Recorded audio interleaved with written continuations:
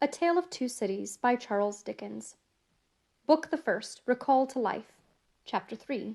The Night Shadows. A wonderful fact to reflect upon, that every human creature is constituted to be that profound secret and mystery to every other. A solemn consideration, when I enter a great city by night, that every one of those darkly clustered houses encloses its own secret, that every room in every one of them encloses its own secret, that every beating heart in the hundreds of thousands of breasts there is, in some of its imaginings, a secret to the heart nearest it. Something of the awfulness, even of death itself, is referable to this. No more can I turn the leaves of this dear book that I loved, and vainly hope in time to read it all. No more can I look into the depths of this unfathomable water, wherein, as momentary lights glanced into it, I have had glimpses of buried treasure and other things submerged. It was appointed that the book should shut with a spring, for ever and for ever, when I had read but a page. It was appointed that the water should be locked in an eternal frost when the light was playing on its surface, and I stood in ignorance on the shore. My friend is dead. My neighbor is dead. My love, the darling of my soul, is dead. It is the inexorable consolidation and perpetuation of the secret that was always in that individuality, and which I shall carry in mind to my life's end. In any of the burial places of this city through which I pass, is there a sleeper more inscrutable than its busy inhabitants are, in their innermost personality to me, or than I am to them? As to this, his natural and not to be alienated inheritance, the messenger on horseback had exactly the same possessions as the king, the first minister of state, or the richest merchant in London. So with the three passengers shut up in the narrow compass of one lumbering old mail coach, they were mysteries to one another, as complete as if each had been in his own coach and six, or his own coach and 60, with the breadth of a county between him and the next. The messenger rode back at an easy trot, stopping pretty often at alehouses by the way to drink, but evincing a tendency to keep his own counsel and to keep his hat cocked over his eyes. He had eyes that assorted very well with that decoration, being of a surface black, with no depth in the color or form, and much too near together, as if they were afraid of being found out in something, singly, if they kept too far apart. They had a sinister expression under an old cocked hat like a three-cornered spittoon, and over a great muffler for the chin and throat which descended nearly to the wearer's knees. When he stopped for drink, he moved this muffler with his left hand, only while he poured his liquor in with his right. As soon as that was done, he muffled again. "No, Jerry, no," said the messenger, harping on one theme as he rode. "It wouldn't do for you, Jerry. Jerry, you honest tradesman, it wouldn't suit your line of business. Recalled! Bust me if I don't think he'd been a-drinking." His message perplexed his mind to that degree that he was fain, several times, to take off his hat to scratch his head.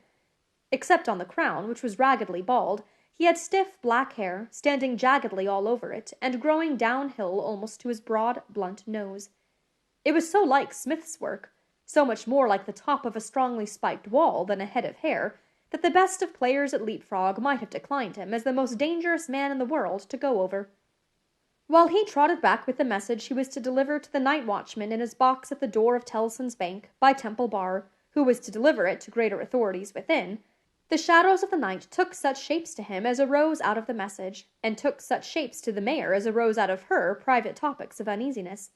They seemed to be numerous, for she shied at every shadow on the road. What time the mail coach lumbered, jolted, rattled, and bumped upon its tedious way, with its three fellow inscrutables inside, to whom likewise the shadows of the night revealed themselves in the forms their dozing eyes and wandering thoughts suggested. Tellson's Bank had a run upon it in the mail. As the bank passenger, with an arm drawn through the leather strap, which did what lay in it to keep him from pounding against the next passenger, and driving him into his corner whenever the coach got a special jolt, nodded in his place, with half-shut eyes, the little coach windows and the coach lamp dimly gleaming through them, and the bulky bundle of opposite passenger, became the bank, and did a great stroke of business.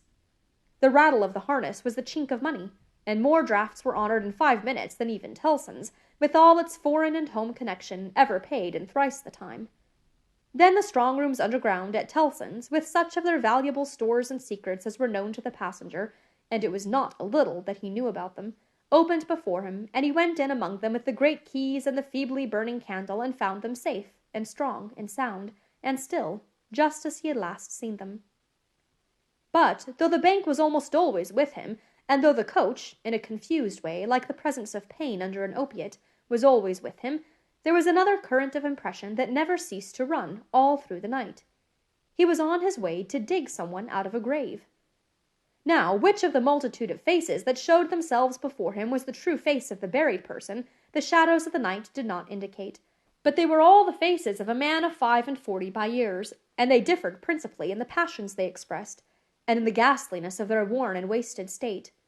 Pride, contempt, defiance, stubbornness, submission, lamentation succeeded one another. So did varieties of sunken cheek, cadaverous color, emaciated hands and figures. But the face was in the main one face, and every head was prematurely white. 100 times the dozing passenger inquired of the spectre, "Buried how long?" The answer was always the same. "Almost 18 years." "You had abandoned all hope of being dug out?" "Long ago." "You know that you are recalled to life?" "They tell me so." "I hope you care to live?" "I can't say." "Shall I show her to you? Will you come and see her?" The answers to this question were various and contradictory. Sometimes the broken reply was, "Wait! It would kill me if I saw her too soon." Sometimes it was given in a tender rain of tears, and then it was, "Take me to her." Sometimes it was staring and bewildered, and then it was, "I don't know her. I don't understand." After such imaginary discourse, the passenger in his fancy would dig and dig, dig, now with a spade, now with the great key, now with his hands, to dig this wretched creature out.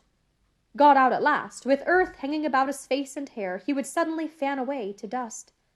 The passenger would then start to himself and lower the window to get the reality of mist and rain on his cheek. Yet even when his eyes were opened on the mist and rain, on the moving patch of light from the lamps, and the hedge at the roadside retreating by jerks, the night shadows outside the coach would fall into the train of the night shadows within. The real banking-house by Temple Bar, the real business of the past day, the real strong-rooms, the real express sent after him, and the real message returned, would all be there. Out of the midst of them the ghostly face would rise, and he would accost it again. "Buried how long?" "Almost 18 years." "I hope you care to live?" "I can't say." Dig, dig, dig, until an impatient movement from one of the two passengers would admonish him to pull up the window, draw his arm securely through the leathern strap, and speculate upon the two slumbering forms, until his mind lost its hold of them, and they again slid away into the bank and the grave. "Buried how long?" "Almost 18 years." "You had abandoned all hope of being dug out?" "Long ago." The words were still in his hearing as just spoken, distinctly in his hearing as ever spoken words had been in his life, when the weary passenger started to the consciousness of daylight and found that the shadows of the night were gone.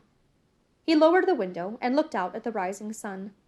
There was a ridge of plowed land, with a plow upon it where it had been left last night when the horses were unyoked. Beyond, a quiet coppice wood, in which many leaves of burning red and golden yellow still remained upon the trees. Though the earth was cold and wet, the sky was clear, and the sun rose bright, placid, and beautiful. 18 years, said the passenger, looking at the sun. Gracious Creator of day, to be buried alive for 18 years.